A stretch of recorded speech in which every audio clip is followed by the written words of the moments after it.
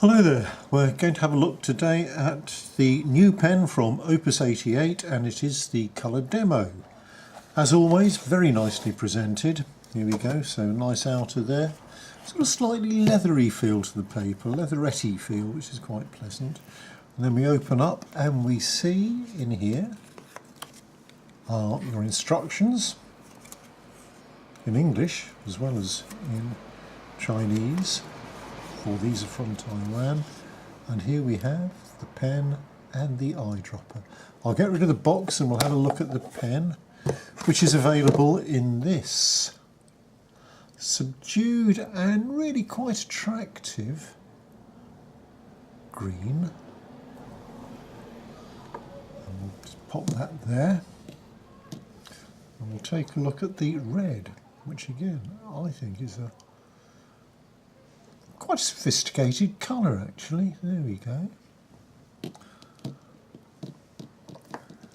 And here we have the yellow, which is a bit more demonstratory because it's a little bit more translucent, so you can actually see the gubbins inside, which is quite nice. So there we go. So those are the three colours we've got. We've got the green, the red and the yellow. So what do we think about the pen? Well, we know that we like the transparent demo, and this is actually exactly the same pen, but it's a different colour. What are the differences between these? Well, other than the colour, you'll notice that the yellow one and the green one have silver coloured clips, whereas the red is black. But as always, very nice detailing. So you've got the Opus 88 picked out in all of them very nicely. With the green and the red you have a black end cap. There we go. But they obviously thought that wouldn't work quite so well with the yellow, so it's a self-coloured, same coloured cap on them. So there we go. But otherwise much the same as the standard demo. Now, the obvious thing to say about these pens is that they are quite big.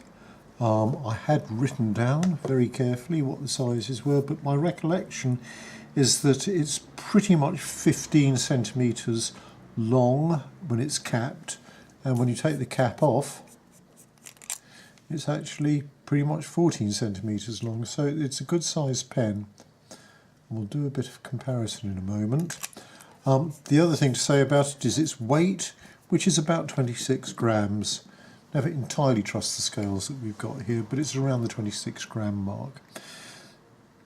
Right, now I'm just going to move these two to the side a bit, because I want to do a size comparison.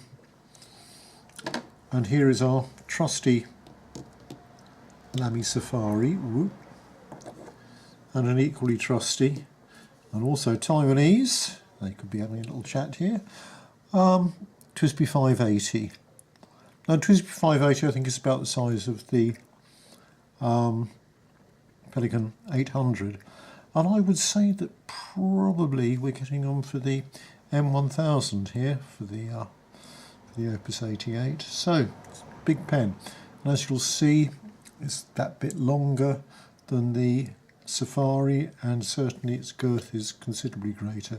So of the three of these, it's significantly the largest pen. Take the top off and see what we see there. Right, well there we go. Well, let's have a look at the nib. We always like to have a good look at the nibs. And here we are. It's the number 6. It's a good big nib, as befits the pen. There we are.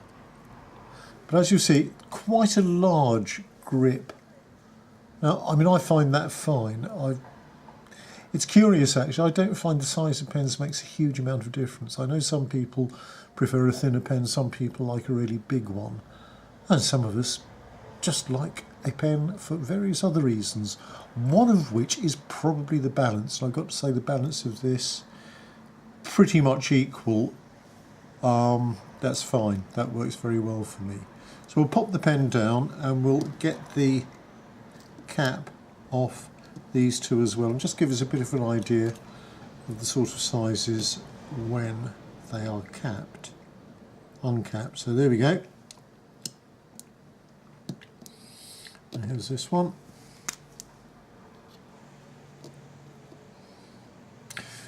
So again, the name is not a small pen, but it's considerably smaller than this. The TWSBI 580 is definitely not a small pen, but you can still see that there is a size difference here. The OPUS Demo is the biggest pen. Also in terms of grip size, well, much the same actually.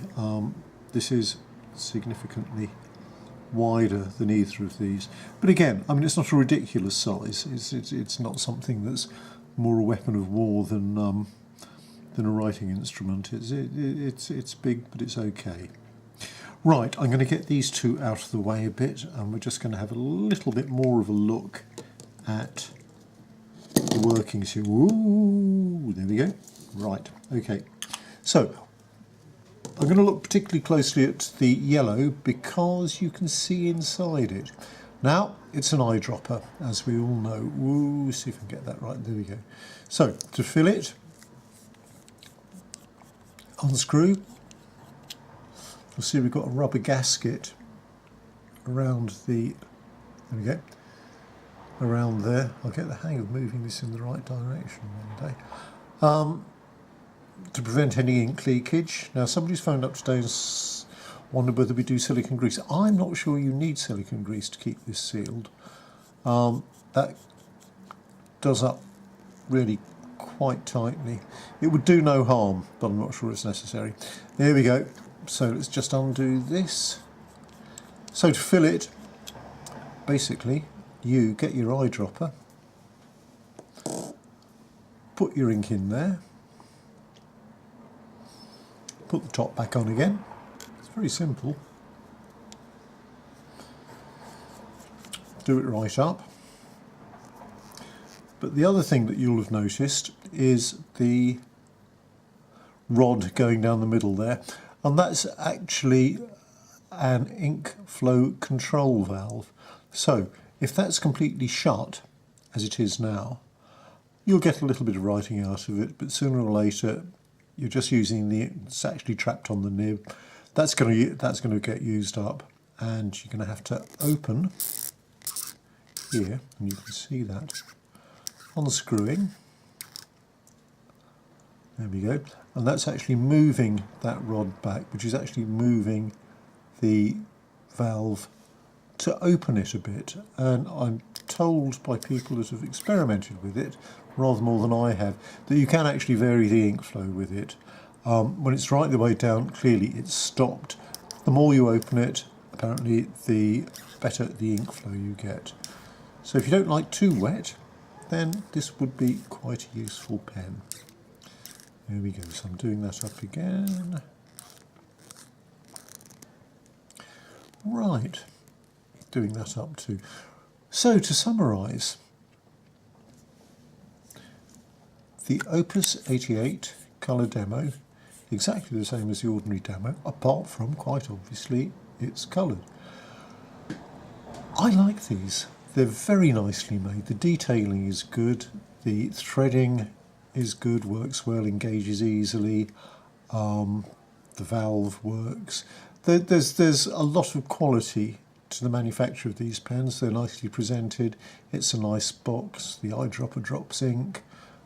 I think really it's a pen I can recommend without any great hesitation. So I'm just going to shift these two out of the way, bring these back centre stage and back here a bit because I'm going to attempt,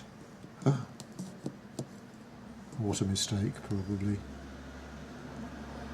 to zoom in a bit, give you one last lingering look at the OPUS 88 colour demo. Thanks for listening and watching.